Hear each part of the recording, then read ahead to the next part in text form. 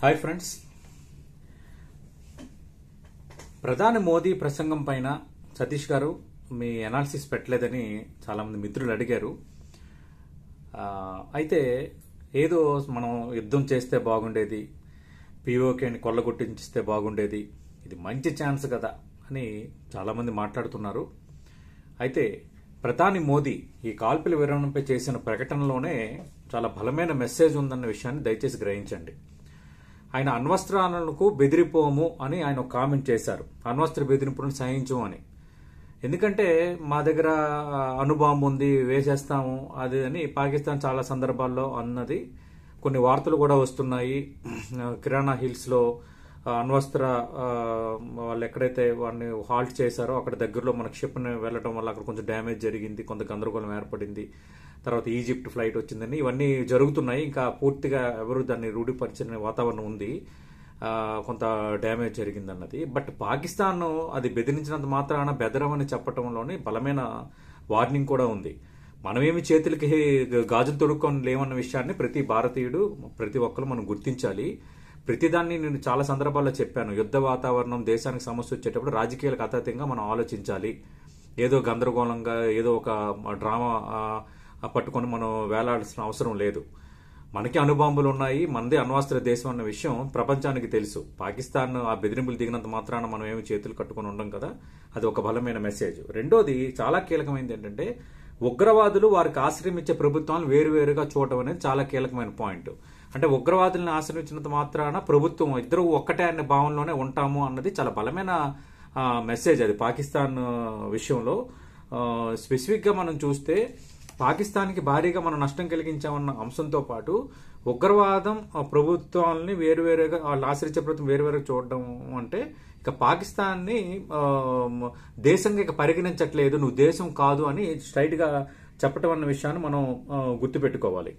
అలాగే ఉగ్రవాదం చర్చలు ఒకేసారి కుదరవు అని అన్నారు. అంటే ఇప్పుడు పాకిస్తాన్ చర్చలకి డీజీఎంఓ లెవెల్లో మాట్లాడింది. భవిష్యత్తులో చర్చలకి ఇక పరిస్థితి లేదు, ఇంకా ఛాన్స్ లేదని చాలా స్పష్టంగా చెప్పేశారు. ఎందుకంటే ఉగ్రవాదం నువ్వు పెంచి పోషిస్తూ చర్చల కంటే ఎవడొస్తాడు అన్న అంశాన్ని కూడా ఒక బలమైన మెసేజ్ ద్వారా మోడీ పంపించారన్న విషయాన్ని మనం గుర్తుపెట్టుకోవాలి. అలాగే ఉగ్రవాదం, వాణిజ్యం ఒకే బాటలో పయనించదు. అంటే ఇక వాణిజ్యపరమైన సంబంధాలు కూడా ఏవి ఉండవు పాకిస్తాన్తో. అది విషయాన్ని గుర్తుపెట్టుకోవాలి. అలాగే గుర్తుపెట్టుకోండి, సింధు జల ఒప్పందం సంబంధించి కూడా మనం ఆల్రెడీ దాన్ని తాత్కాలికంగా రద్దు చేస్తూ నిర్ణయం తీసుకున్నాం. దాని ఎఫెక్ట్ కూడా బలంగా పడబోతోంది. ఇప్పుడు చాలా మంది ఏమంటున్నారు, సిమ్లా ఒప్పందాన్ని పాకిస్తాన్ రద్దు చేసింది కదా, దాని ఎఫెక్ట్ మనకు ఉండదా అంటే ఏమీ ఉండదు. ఇప్పుడు కాల్పుల విరమణకు ఆల్రెడీ ఒక నిర్ణయంకి వచ్చిన తర్వాత ఇంకా సిమ్లా ఒప్పందం అనేది గమనంలో ఉండదు, రాసుకోండి. మళ్ళీ కొత్తగా ఏదైనా భవిష్యత్తులో పాకిస్తాన్ భారత్ చర్చలకు పాకిస్తాన్ సిద్ధమయ్యి భారత్ సిద్ధమైతే ఒక కొత్త ఒప్పందం వస్తుంది ఖచ్చితంగా. అందులో చాలా కీలకమైన పాయింట్లు ఉంటాయి. అందులో పీఓకేని అప్పగింత, తర్వాత ఉగ్రవాదులు ఏరివేత, ఇలాంటి అంశాలన్నీ వస్తాయి. ఎందుకంటే సిమ్లా ఒప్పందం ఎజెండా మొత్తం మారిపోద్ది. ఇప్పుడు కొత్తగా 5-6 పాయింట్లు కొత్తగా యాడ్ అవుతాయి ఒకవేళ చర్చలు ఏదైనా జరిగితే. ఇంకా సిమ్లా ఒప్పందం విషయంలో ఇంక మర్చిపోండి.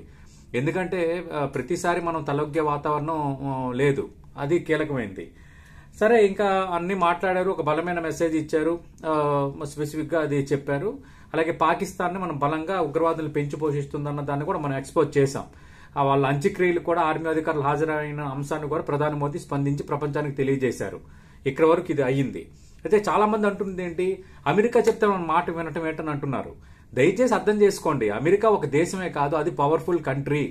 మన ఇండియా అనేది ఇప్పుడు అభివృద్ధి చెందిన దేశం కాదు, అభివృద్ధి చెందుతున్న దేశం. చాలా ద్వైపాక్షికంగా కానీ దౌత్యపరంగా కానీ చాలా అంశాలు ముడిపడి ఉంటాయి. అమెరికా మన అవసరం అమెరికాకి ఎంతో, అమెరికా అవసరం మనకు కూడా అంతే అన్న విషయాన్ని గుర్తుపెట్టుకోవాలి. అటు వాణిజ్య పరంగా కానీ అంతర్జాతీయ మార్కెట్ పరంగా కానీ చాలా రకాల ఈక్వేషన్స్ ఉంటాయి. దేశాలతో పూర్తిగా ఘర్షణ వాతావరణంలోకి వెళ్ళలేము. కొన్ని దేశాలు అవసరాలు ఉంటాయి, మరికొన్ని దేశాలపై మనం పైచేయి సాధించడానికి అవసరం అవుతాయి. రెండోది, మనం లార్జెస్ట్ 5th ఎకానమీగా ఇప్పుడు ఉన్నప్పుడు ఇంకా మనం ముందుకు వెళ్ళాలంటే, ట్రేడ్ ఇంకా పెంచుకోవాలంటే ఇప్పుడు కొన్నిటికి ఓకే చేయాల్సిన పరిస్థితి. రెండోది, పాకిస్తాన్ బతిమాలాడుకోవడం వల్ల కొంత కాల్పుల విరమణకు ఇది అయ్యిందన్న విషయాన్ని కూడా గుర్తుపెట్టుకోవాలి. కానీ అట్ ది సేమ్ టైం అటు అమెరికా అపీల్ను కూడా భారత్ సమ్మతించింది. లార్జర్ సెన్స్ దృష్టిలో పెట్టుకునే అందరూ యుద్ధం వచ్చేస్తే బాగున్ను, పీఓకేని ఆక్రమించేస్తే బాగున్ను అంటే అంత ఈజీ కాదు. పాకిస్తాన్ కూడా చైనా కానీ టర్కీ కానీ మిగతా దేశాలు సహాయం చేస్తున్నారన్న విషయాన్ని కూడా మనం గుర్తుపెట్టుకోవాల్సిన అవసరం ఉంది. ఏదేమైనా ఇప్పుడు ప్రధాని చేసిన ప్రసంగంలో బలమైన మెసేజ్ ఉంది అని నాకు క్లియర్ కట్గా అనిపిస్తోంది. రెండోది, అమెరికా ఎందుకు మాట విన్నారంటే దానికి కూడా నేను బలమైన కారణం నేను చెప్పాను. అందుకు చాలా ఈజీగా మనం ఇక్కడ నుండి ఏదేదో కామెంట్స్ చేయటం కాదు, తీసుకున్న నిర్ణయాలు, అలాగే యుద్ధము, పర్యవసానాలు, అలాగే అమెరికా కానీ మిగతా దేశాలతో సంబంధాలు ఇవన్నీ ఖచ్చితంగా ఉంటాయి. ఒకటి గుర్తుపెట్టుకోండి, అంతర్జాతీయ రాజకీయాల్లో శాశ్వత మిత్రులు, శాశ్వత శత్రువులు ఉండరు.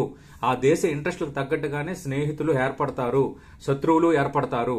అది దేశాల యొక్క దౌత్యపరమైన అంశము. ఇది పబ్లిక్ అడ్మినిస్ట్రేషన్ లాంటి అంశాల్లో, పొలిటికల్ సైన్స్ లో కూడా ఒక కీలకమైన అధ్యయనం ఇది. అది గుర్తుపెట్టుకోండి.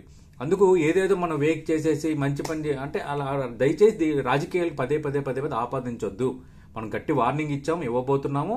అలాగే చర్చలు కుదరవని చెప్పేశాము. ఇక మీరు ప్రభుత్వం ఒకటేగా అనే లెక్కలో చూస్తున్నామని చెప్పాం కాబట్టి ఇది ఖచ్చితంగా పాకిస్తాన్కు చెంపపెట్టు అంతే.